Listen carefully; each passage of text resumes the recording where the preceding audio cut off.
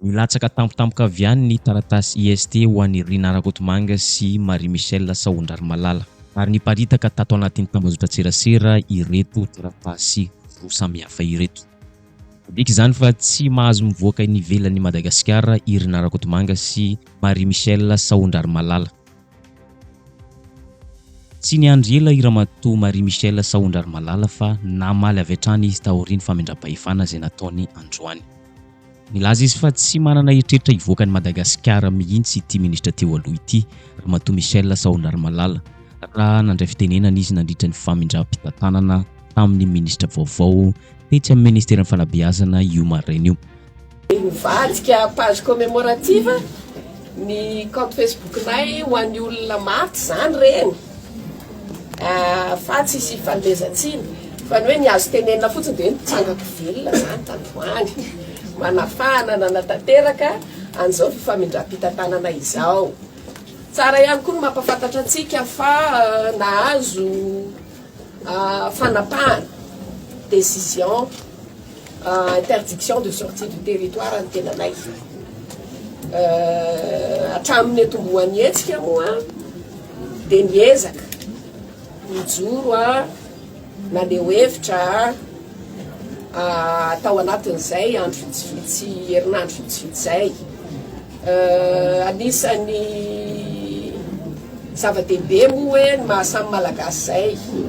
ary tsy manana eritreritra ihany koa ny ivoaka ny Madagasikara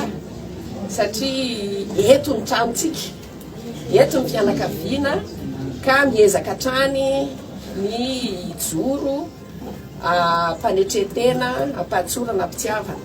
indrindra ho an'ny hevitra sy ny fanehoan-kevitra izay ijoroana hatrizay. Mbola vonona ity ministra teo aloha ity iara-iasa amin'ny ministra vaovao izay nandimby azy na dia eo aza ny tsy fitovian-kevitra ara-politika sy ara-pitantanana.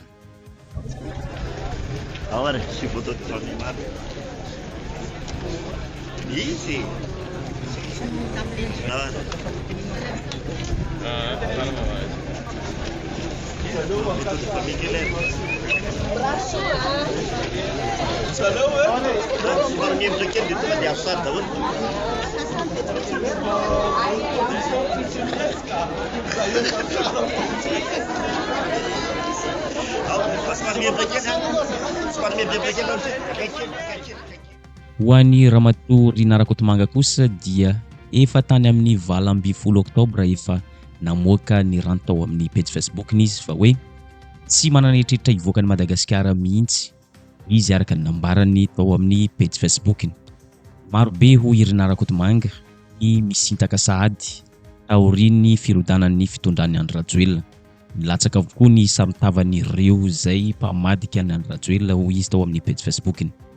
Rehefa mandalo lalan-tsarotra ilay namana ho izy tao amin'ny page Facebook-ny dia novalasy ny sasany. Sika eto foana mijoro ho i Rina Rakotomanga satria tsy nanao ratsy fa tia tandrazana ary matoky fa nanao ny tsara teto amin'ity tany masina ity ho izy tao amin'ny page Facebook-ny. Notohizana hatrany ireo izay mbola vonona hijoro asio leve kely ity hira ity dia enoy hatramin'ny farany ny tonony aza asiana teny ratsy fotsiny fa asa vita tsy hanenenana ho i Rina Rakotomanga. Hira fanevan'ny filohan'ny Rajoelina tamin'ny propagande moa no nizarainy tamin'ity ranty izay navoakany tao amin'ny page Facebook-ny ity. Araka nefa nozaraintsika teo dia IST anankiroa samihafa no navoakan'ny ministera, ho an'ny Rina Rakotomanga ny ray ary ny faharoa ho an'ny Marie Michel Saondrarmalala. Fa ny tena mahaliana ny maro ny afera maloto izay nataon'ny Rina Rakotomanga. Ny voalohany amin'izany ny resaka SMMC izay nahitana fanodikodiam-bola mitentina 1,145 milliard d'ariary. Araka ny hitantsika ity moa efa navoaka ny gazety La Gazette ity raharaha affaire Rina Rakotomanga ity. Araka ny hitantsika izay mivoaka io amin'ny écran io. Eo ihany koa ny affaire Air Madagascar na Madagascar Airlines. Dia niaraka tamin'ny abus de pouvoir maromaro izay nataony nandritra ny fotoam-piasany tamin'ity kompania Air Madagascar ity. Ohatra ray fotsiny resitsika tamin'ny publication izay nataony Fanny Soernevo tamin'ny 20 Aogositra 2024 tao amin'ny page Facebook. tao anatin'ny volana vitsivitsy monja nandritra ny taona 2024 nanomboka tamin'ny volana febroary 2024 ka hatramin'ny volana desambra 2024 dia efa mitentina 102 444 € na 512 220 000 ariary ny posany Rina Rakotomanga amin'ny fandefasana entany Mada page tamin'ny Madagascar Airline ho ifaneso Ernevo tao amin'ny page Facebook. Raha toizana vakina ity publication nataon'ny faneso Ernevo ity dia toy izao: ay moa zany alefa bojo ireto etambeny Mada groupage ireto rehefa mandeha fa tsy mandoa vola eo akory, fa tsy aivina ho ifaneso Ernevo fa mivarotra poids 12 € par kilo mialbary tana io Mada groupage io ary payer comptant rehefa mandeha ny entana. Zany hoe mahatratra 2 tonnes isaky ny mandefa ary eo amin'ny 50 sac de 23 kg isaky ny vol, misy miala Paris, misy miala tana ho ifaneso Ernevo. Efa namaly an'ity resaka mahavoasaringotra azy ity Ramatoa Rina Rakotomanga rehefa niakaran'ny plateau ny télévisionna maro samihafa zany, fa hotsongaitsika eto ny fivainianany tao amin'ny TV Plus Madagascar naporofoiny fa madio ny tanany ary madio, tena madio, tsy voasaringotra amin'ny afera maloto izay lazainy sasany any ambadimbadika any ho izy mitondra porofo izay manana an'izany rehetra izany ho izy fa tsy ahita. Ary nasehony tamin'ity fandarana ity ireo porofo rehetra manamarina fa tsy nanao afera maloto izy. Tao aratsika kely izany fandarana tao amin'ny TV Plus Madagascar izany. Ko avy hatrany ny loha hevitra fohifohy manaraka satria manararatra anao ihany eto ihany Ramatoa Rina Rakotomanga mahakasika an'ity fandefasana entana tamin'ireny fotoana ireny niteraka resabe mihitsy hoe aiza ho aiza ny tena influence anao tao anatin'ireny fandefasana entana ireny izay niteraka resabe. Za moa dia nitsotra ny teny mihitsy hoe nampanao an'izany satria politika azahoana vola, tsy resaka surbook ny natao tamin'izany fa resaka politique commerciale mba tsy ho afahity an'ilay orinasa hitatavana vola, ary vola be atao anatin'ity ordinateur ity ny détail rehetrarehetra izay namerina tonga liza zay fa tsy nalefa fret nefa azahoana vola bebe kokoa izy raha lefa fret. Ny fret tompoko dia tsy maintsy apetraka farafatarany 720 ora mieloha zandriko manana orinasa ohatr' izany ao anatiny ao, et heureusement malheureusement ho anah fa heureusement le satria zao tsy maintsy mandoa vola, ary za mametraka zay tsisy mandoa vola mandeha bojo zany fa tsy maintsy mandoa vola. Misy le cas le vol tamin'ny 13 mars fantarao tsara izay cas zay ma tamin'ireny. Inona le cas tamin'ny 13 mars? Misy olona mitondra entana dia raha ny fanadadiana kely natao misy surplus le entana neta. Tsy haiko le tranga tamin'ny 13 mars tsy tadidiko. 51 bagage. Oui henoko satria hitako tanaty Facebook hoe 51 bagage natao amin'ny ananan'olona anankiray, eny tompoko zay dia miteny mihitsy fa ny bagage tsy mahazo mandeha irery fa tsy maintsy misy olona miaccompagner, zay obligation an'izay olona mandefa entana. Fantatry le olona ve izay cas zay ina daholo ny entana ao anatin'ireo 51 bagage. Anjarany matoa izy manaiky andreo dia fantany ny ataony. Ianareo rehefa andefa entana miaraka aminay ka dernière minute tsy maintsy accompagner ary accepter le olona hoe hoetiko fa tsy manina bagagenao. Afafatokisana entre anjareo zay fa ho anay compagnie dia tsotra ny hoe manaiky le olona nitondra, misy taratasy mazava ifanaovana zareo soni, zay ihany ny responsabilité anay dia ny mitondra sy miteny fa tsy misy trafic illicite ao anatiny, tsy misy drogue ao, tsy misy marchandise dangereuse ao anatiny. Le reste tsy problème anay. Nantany an'ireo orinasa ireo moa ny tenako sady nantany an'ilay zandriko koa hoe inavy ity zavatra ataonareo ity, ity zavatra ataonareo ity, ity zavatra ataonareo ity, fa zay raha misy zavatra tsy mety io dia nareo no migatra fa tsy ny compagnie. So dia mba manana entana indray nareo mba alefaso hoe so dia misy olona fa rehefa tsisy olona tsy entinay fandanareo minegosia amin'izay olona, zany ilay fomba fiasy mitady vola ho an'ny orinasa ary andovana ny karama mampiasa zany fa tsy miditra ny paosindrina Rakotomanga. Ary zay moa ny teneniko tao anatin'ny interview nataoko tao anatin'ny Midi Madagascar ny hoe 1500 € no niraisiko tao anatin'ny 2 taona sy 2 volana. Zany hoe maro dia maro ny azo resana mahakasika niny Air Madagascar sy Madagascar Airline izy fa ireny any tanesantsika. Io ihany koa anisan'ny mahasarika ny mpanara-baovao sy ny mpanao gazety ihany koa ny filazan'ny Rina Rakotomanga tao amin'ny fandaharana tondresaka tamin'ny herinandro lasa teo ny hoe any amin'ny daholo ny afera mahakasika ny Boeing 777 na Boeing 777 izay efa afantaran'ny maro azy izay nafisaringotra ny mpitondra fanjakana sy ireo ao amin'ny CM. ny hoe raha lazaina fomba hafa dia any amin'ny daholo ny dossier mahakasika izany rehetra izany. Izany tokoa dia namoahana IST izy ireo, tsy afaka mivoaka ny territoire ny Madagasikara, tsy afaka mivoaka ny faritany ny Madagasikara, Irina Rakotomanga sy Marie Michel Saondrary Malala. Ary hoarantsika miandalana eo ny toy ny ity toedrara ity.